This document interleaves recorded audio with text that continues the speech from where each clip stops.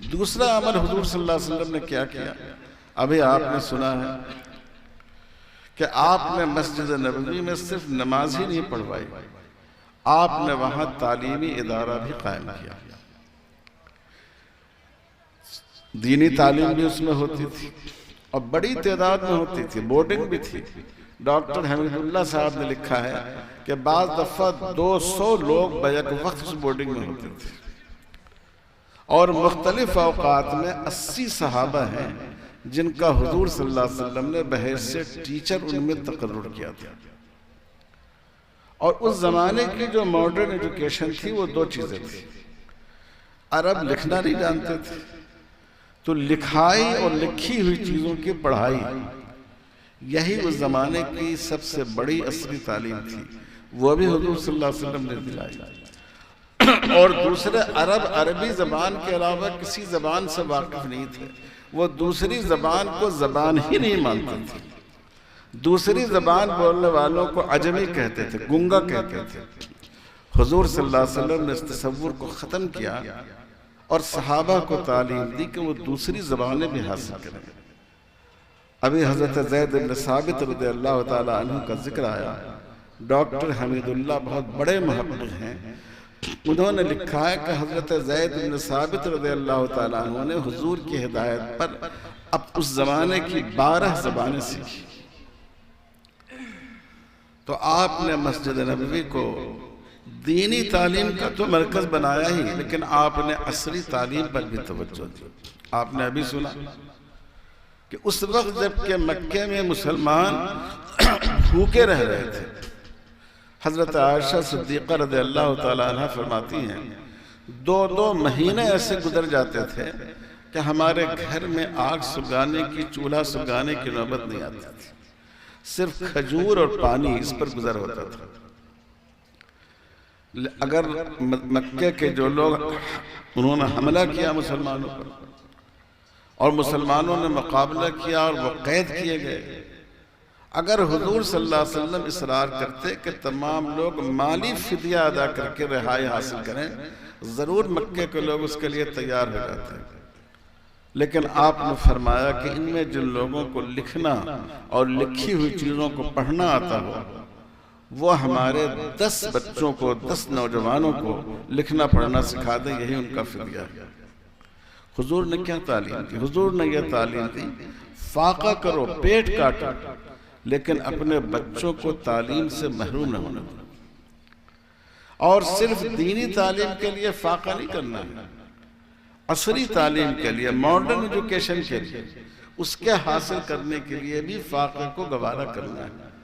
आज मुसलमान जो तालीम में पीछे, उसका तज्जिया ये किया जाता है कि इनकी माशी हालत कमज़ोर है, मगर ये माशी कमज़ोरी सिर्फ तालीम में जाहिर होती है, शादी में जाहिर नहीं होती। शादी ब्याह में आप देखिए, जलसे जुलूस में देखिए, हमारे आका सल्लल्लाहु अलैहि वसल्लम ने तालीम दी कि मुसलमान का मिजाज ये होना चाहिए कि वो अपना पेट काट कर अपने बच्चों को तालीम दिलाए। ये हुजूर सल्लल्लाहु अलैहि वसल्लम का मैसेज था और उसमें लड़कियों की तालीम भी शामिल थी। अभी आपने सुना और मैंने बताया कि इस्लामी तारीख की पहली तालिबा, पहली स्टूडेंट एक खातून है, हम सब की माँ हज़रत खदीजा रज़ियल्लाहु ताला अन्हा। तफसील नहीं है कि मैं आपको बताऊं। लंदन में हिंदुस्तान ही के एक आलिम हैं डॉक्टर अकरम नदवी साहब, उन्होंने मुसलमान खवातीन पर एक इंसाइक्लोपीडिया तैयार किया है।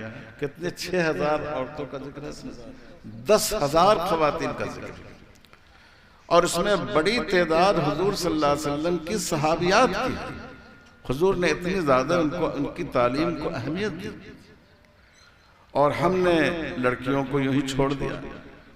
ये जहालत का नतीजा यह है कि हमारे मुआशरे में जुल्म होता है। बच्चियों को दीनी तालीम भी दीजिए और मैं कहता हूँ असली तालीम भी दीजिए। अगर आप तालीम देंगे अपनी बच्चियों को, उनमें खुद एतमादी पैदा होगी, शऊर पैदा होगा, वो गैर मुस्लिम लड़कों के साथ भागने का शर्मनाक कदम नहीं उठाएंगे, वो खुदकुशी नहीं करेंगे, वो अपने अंदर एक ताकत महसूस करेंगे। अगर उन पर कोई ऐसी मुसीबत आ जाए कि उनकी कोई देख रेख करने वाला न हो, तो वो अपनी सलाहियत को इस्तेमाल करके इज्जत व आबरू के साथ अपनी और अपने बच्चों की जिंदगी गुजारेंगे। ये हुजूर सल्लल्लाहु अलैहि वसल्लम की सीरत का दूसरा पैगाम है जो मदीना पहुंचने के बाद आपने दिया। इंसानी इत्तेहाद, इस्लामी इत्तेहाद और तालीम। और चौथी बात यह है, ये बात तो हम लोगों को याद है कि हुजूर ने मस्जिद नबवी बनाई, यकीन बनाई, और ये भी कुछ उलमा के कहने की वजह से याद हो गया है कि हुजूर ने इस मस्जिद में एक मदरसा भी बनाया था। लेकिन एक बात हम लोग भूले हुए हैं, जैसे हुजूर ने मस्जिद नबवी की बुनियाद रखी, वैसे ही आपने सूकुल मदीना, मदीना मार्केट की भी बुनियाद रखी। जो लोग उम्रे के लिए जाते हैं वो देखते होंगे कि मस्जिद नबवी में समत क़िबला में एक इमारत बनी हुई है, मार्केट ही है वो। पहले उसमें खजूर की मार्केट थी, वो वही जगह है कि जिसको हुजूर ने सूकुल मदीना बनाया था। आपने अपने दस्ते मुबारक से उसकी बुनियाद रखी। उस वक्त मदीने का कारोबार और वहाँ की तजारत यहूदियों में, और ख़ासकर यहूदियों के कबीला बनु कैनुका के हाथ में थी। वहाँ जब मदीने की मुसलमान ख़वातीन गईं, उनके साथ बेतौक़ीरी और बेआबरूई का वाक़या पेश आया। तो हम लोग तो ऐसे वाक़े पर सिर्फ एहतजाज करते हैं। हुजूर सल्लल्लाहु अलैहि वसल्लम ने उसका ऑल्टरनेट मुसलमानों को दिया, हुजूर सल्लल्लाहु अलैहि वसल्लम ने उसका मुतबादिल दिया, और आपने मदीने मार्केट की बुनियाद रखी और सहाबा को तरगीब दी कि वो अपना माल इस मार्केट में रखें और यहाँ से अपना माल उठाएं। और इतनी तवज्जो थी आपकी इस मार्केट पर कि आपने इस मार्केट के लिए इंस्पेक्टर भी मुकर्रर किया, जो मार्केट में घूम घूम कर माल देखता था, कहीं कोई रद्दी माल, नाकारा माल, एक्सपायर माल तो नहीं दिया जा रहा है ग्राहकों को। और किसको हुजूर ने इसमें मुकर्रर किया था? हजरत उमर रज़ियल्लाहु ताला अन्हु जैसे आदमी को, जो बहुत सख्त उसूली आदमी थे, घूमते थे उस पर। और अगर किसी खजूर के ढेर में हाथ डाला गया, गेहूं के ढेर में हाथ डाला गया, ऊपर देखा अच्छा फल है, नीचे खराब फल है, उसको मना कर दिया जाता था कि तुम इस मार्केट में अपना बिजनेस नहीं कर सकते। पहले इस्लाम से पहले अरबों में इन्वेस्टमेंट का तसव्वुर नहीं था, लेकिन हुजूर सल्लल्लाहु अलैहि वसल्लम ने इन्वेस्टमेंट का तसव्वुर दिया कि एक इन्वेस्टमेंट है माल का। दो आदमी मिलकर अपना माल लगाए, पार्टनरशिप करें, जिसको हमारी फ़िक़्ह के इस्तिलाह में शिरकत कहते हैं। इसकी हुजूर सल्लल्लाहु अलैहि वसल्लम ने तरगीब दी और फरमाया कि जब दो आदमी पार्टनरशिप करता है तो उसमें तीसरा अल्लाह होता है, जिसके जरिए माली कामयाबी होती है, मईशत बढ़ती है।